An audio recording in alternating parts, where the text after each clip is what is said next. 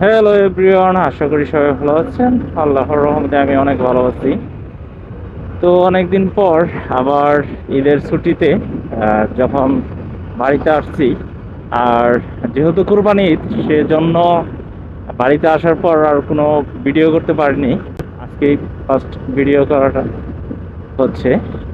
তো তো আমার শহরটাকে আবার আপনাদের মাঝে পরিচয় করানোর জন্য বা পরিচিত করানোর জন্য আমি আসলাম। তো আমাদের শেরপুর শহরটাকে সর্বপ্রথমে স্বাগতম জানাচ্ছে আমাদের বন্য হাতির দল।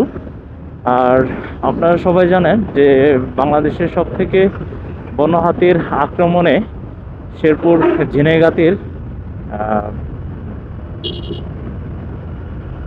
উপজেলা আর লোকেরা বেশি অতিষ্ঠ এবং বেশি ঝুঁকিতে থাকে। আর আমাদের শেরপুর শহরের সবথেকে ঐতিহ্যবাহী জায়গা হচ্ছে গারো পাহাড়, যেটা হচ্ছে ভারত সীমান্ত উপকূল ঘেঁষে।